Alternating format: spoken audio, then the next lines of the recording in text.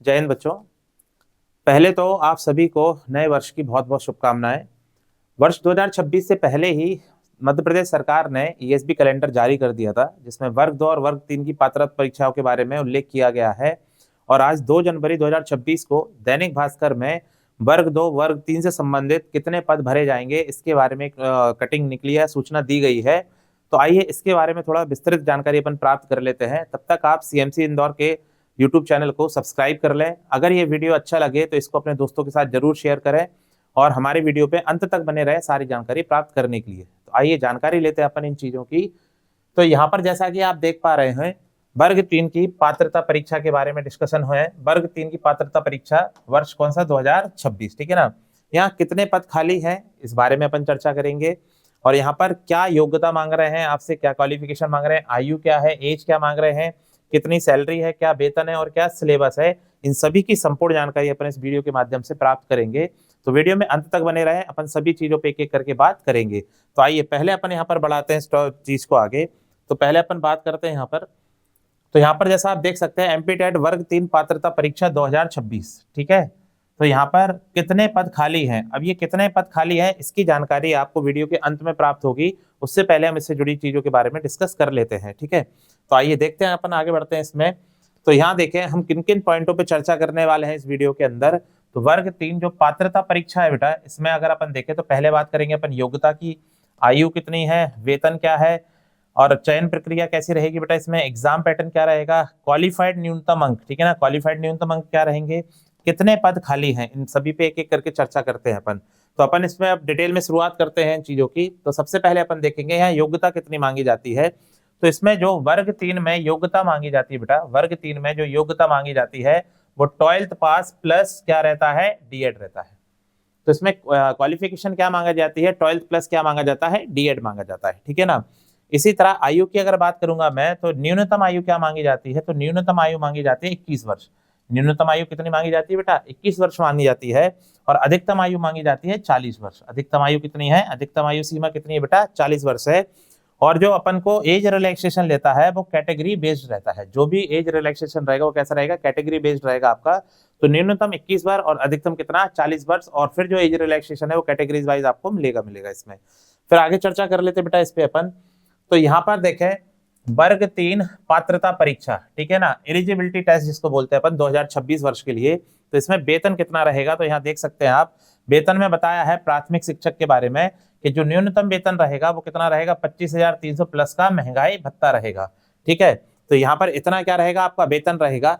बाकी यहाँ जो लिखा हुआ है वो सरकारी फाइल नंबर लिखा हुआ है कि किसके हिसाब से आपको क्या मिलेगा, आगे चल के वेतन प्राप्त होगा, ठीक है। फिर यहाँ पर देखें अपन चयन प्रक्रिया की बात कर ले। यहाँ पर तो चयन प्रक्रिया की बात करें, सिलेक्शन प्रोसेस या चयन प्रक्रिया के बारे में बात कर ले, तो यहाँ पर आपके पास में 3 फेज होंगे जिनमें आपको परीक्षा देनी होगी। पहला होगा पात्रता परीक्षा, ठीक है ना, पहला क्या होगा, पात्रता परीक्षा, एलिजिबिलिटी टेस्ट बोलते हैं जिसको, ठीक है ना। दूसरा होगा चयन परीक्षा जिसको सिलेक्शन टेस्ट बोला जाता है, क्या बोलते हैं बेटा, सिलेक्शन टेस्ट बोलते हैं। और तीसरा रहेगा दस्तावेज सत्यापन जिसे डॉक्यूमेंट वेरिफिकेशन बोला जाता है। तो ये 3 फेज रहेंगे आपके एग्जाम के, इनमें एक एक करके बात कर लेते हैं अपन क्या रहेगा। और हाँ, इसमें एक चीज और ये रहेगी कि जब आप ये एलिजिबिलिटी टेस्ट पास कर लेंगे तभी आपको देने के लिए चयन परीक्षा मिलेगी। अगर आप यहाँ फेल कर जाएंगे तो ये भी आपको देने को नहीं मिलेगा। तो सबसे पहले इसको क्लियर करना पड़ेगा तभी आप दूसरी चयन परीक्षा दे पाएंगे, ठीक है ना, ये बात ध्यान रखेंगे आप लोग। इसके बाद आगे बात करते हैं अपन कि यहाँ पर एग्जाम पैटर्न क्या रहता है बेटा।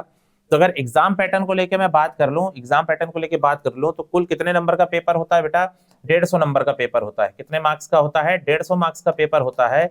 और समय कितना मिलता है देने के लिए, 2.5 घंटे। तो आपका जो पेपर होगा वो कितने घंटे का होगा, 2.5 घंटे का। 150 नंबर का कुल पेपर होगा। उसमें क्या क्या आता है देखते हैं।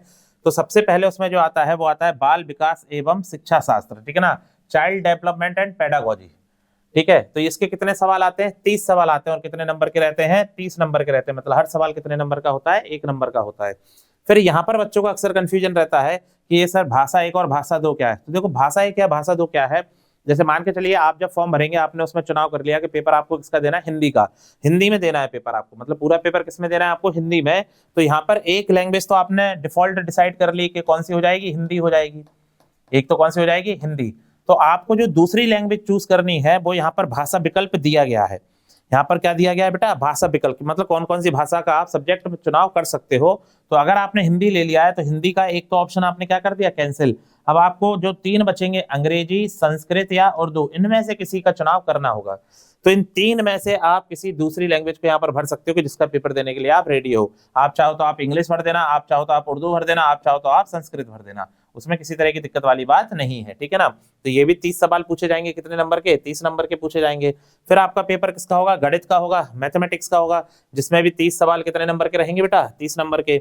आखिरी जो पेपर रहेगा पर्यावरण अध्ययन का, ठीक है ना, इन्वायरमेंटल स्टडी का रहेगा, इसमें भी कितने सवाल आएंगे, 30 सवाल आएंगे, और कितने नंबर के आएंगे, 30 नंबर के। तो आप देख सकते हैं यहाँ पर आपको कितने विषय देने से आने, 5 विषय, कुल 5 विषय देने हैं, सब में 30-30 सवाल पूछे जाएंगे। कुल कितने सवाल पूछे जाएंगे, 150।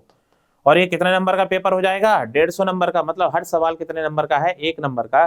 सर नेगेटिव मार्किंग कितने की होती है, तो आपकी जानकारी के लिए बता दें, इसमें किसी भी तरह की नेगेटिव मार्किंग नहीं होती है, ठीक है ना। तो मतलब सारे सवाल अटेम्प्ट करके आप आ सकते हो, कोई तकलीफ वाली बात नहीं है। उम्मीद कर रहे हैं यहाँ तक आपको जानकारी समझ में आई होगी। अब आगे इस पे चर्चा कर लेते हैं अपन। तो यहाँ देखेंगे कि पात्रता परीक्षा जो एलिजिबिलिटी टेस्ट होता है, उसमें न्यूनतम अंक क्या चाहिए क्वालिफाई करने के लिए, ठीक है ना। तो न्यूनतम अंक का देखें बेटा अपने पास में कि न्यूनतम अंक क्या दिया है आपका। अगर आप सामान्य वर्ग से हैं, यूआर हैं, ठीक है ना, अनरिजर्व कैटेगरी से हैं अगर आप, तो आपको 60% नंबर लाना अनिवार्य है। और 60% कितने में से, टोटल पेपर कितने नंबर का है, 150 का। तो 150 में से कितने नंबर लाने हैं, 60%। तो 150 का जब 60% निकालोगे तो कितना आएगा, 90 आएगा। तो कितने नंबर लाने हैं आपको, 90। मतलब 150 नंबर का पेपर होगा, तो 150 में से जनरल कैटेगरी वालों को कितने नंबर लाने हैं, 90 नंबर लाने हैं। और अगर आप ओबीसी, एससी, एसटी, ईडब्ल्यूएस या अदर कैटेगरी से बिलोंग करते हैं तो आपको 50% अंक लाने होंगे। मतलब कितने अंक लाने होंगे, 75 अंक लाने होंगे। 150 में से कितने अंक लाने होंगे, 75 अंक लाने होंगे।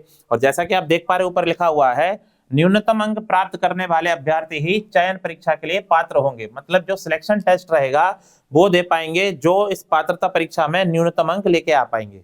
जनरल कैटेगरी वाले कितना, आपके 90 नंबर, और बाकी अदर कैटेगरी कितना, 75 नंबर। तभी उनको क्या मिलेगा, अगला आपका सिलेक्शन टेस्ट देने को मिलेगा या चयन परीक्षा देने को मिलेगी, ठीक है। तो ये न्यूनतम अंक के बारे में हो गया।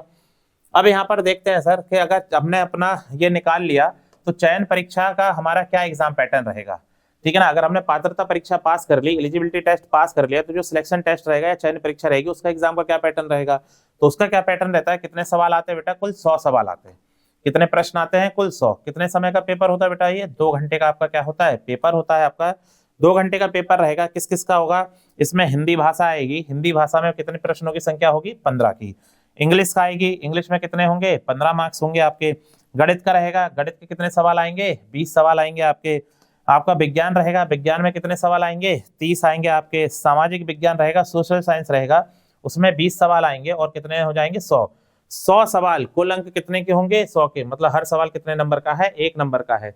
यहाँ भी क्या नहीं होती बेटा, नेगेटिव मार्किंग आपकी नहीं होती है, ठीक है ना। तो ये आपका क्या रहेगा, चयन परीक्षा रहेगा या क्या रहेगा, सिलेक्शन टेस्ट रहेगा आपका ये। तो ये आपका सेकंड पेपर हो जाएगा। ये तभी मिलेगा जब फर्स्ट पेपर आप क्वालिफाई कर लोगे बच्चे, ठीक है ना।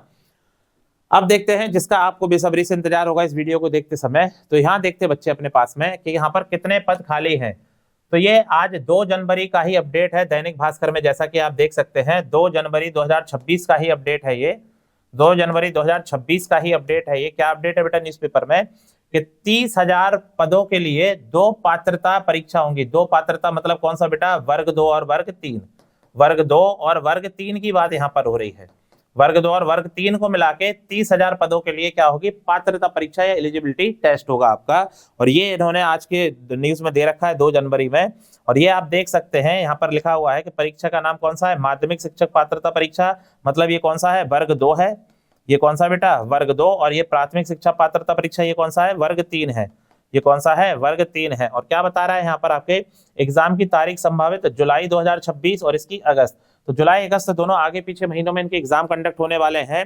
और जो रिजल्ट की तारीख रहेगी वो किसकी रहेगी, सितंबर और अक्टूबर रहेगी। अरे बात समझ। तो इसकी तैयारी के लिए आपको अभी अच्छा खासा समय मिला हुआ है। जुलाई मतलब पूरे 7 महीने हैं आपके पास में तैयारी करने के लिए, ठीक है ना। तो बच्चों वर्ग 3 के लिए जल्द ही सीएमसी इंदौर के प्लेटफॉर्म पे आपके लिए बैच का अनाउंसमेंट किया जाएगा, जिसमें आपको बेहतर से बेहतर फैकल्टीज द्वारा सारे सब्जेक्ट की तैयारी करवाई जाएगी। समय समय पर आपका ध्यान दिया जाएगा काउंसलिंग करवाई जाएगी, आपको मार्गदर्शन दिया जाएगा कि कैसे तैयारी करनी है, कैसे नहीं करनी है। और इसके लिए जल्द ही आपको सीएमसी इंदौर पे आपके लिए कोर्स लॉन्च किया जाएगा वर्ग 3 के लिए। और साथ ही में अभी हमने अनाउंसमेंट किया था किसके लिए बेटा, एक ईएसबी के बैच के लिए, एक समर्पण बैच हमने अनाउंसमेंट किया था, जो कि बैच किसका लिया था, ईएसबी फाउंडेशन बैच था। कौन सा था, ईएसबी फाउंडेशन बैच 2026 था, जिसके लिए हम जो बैच शुरू करने जा रहे हैं, कब से शुरू करने जा रहे हैं, 7 जनवरी से, जिसमें 2 दिन का क्या रहेगा, डेमो, ये फैकल्टीज द्वारा लेक्चर लिए जाएंगे आपके, जिसकी जानकारी हम पहले ही आपको डिटेल में दे चुके हैं। तो आप सभी बच्चे जो ईएसबी फाउंडेशन में एडमिशन लेना चाहते हैं, सीएमसी इंदौर की एप्लीकेशन डाउनलोड करिए, वहां पर ये बैच आपको मिल जाएगा, जिसमें हम 2 दिन का डेमो भी दिलवा रहे हैं आपको, लाइव क्लास का, ठीक है ना। ऑनलाइन कोर्स में भी आपको क्या दिलवाया जा रहा है, डेमो, ताकि आप फीस देने से पहले, ऐसा नहीं कि अगर फीस कम है तो अपन ऐसा है कि बड़ा ऐसे एडमिशन ले लो, पहले आप देख लो कि वो बैच आपके काम का है भी कि नहीं, फैकल्टीज का पढ़ाया हुआ समझ में आ भी रहा है कि नहीं आ रहा है, उसके बाद ही आपको इसमें क्या लेना है बेटा, एडमिशन लेना है। तो हमसे जुड़े रहने के लिए बेटा सीएमसी इंदौर की एप्लीकेशन डाउनलोड करें। हमारे अदर चैनल्स है, सीएमसी इंदौर का यूट्यूब चैनल है, टेलीग्राम चैनल है सीएमसी इंदौर, इंस्टा हैंडल है सीएमसी इंदौर, इन सभी के थ्रू माध्यम से आप हमारे सीएमसी इंदौर परिवार से जुड़ सकते हैं और अपनी तैयारी को एक सही दिशा प्रदान कर सकते हैं। तो बने रहे हमारे साथ में, आगे भी जानकारी देते रहेंगे हम आपको। धन्यवाद, जय हिंद।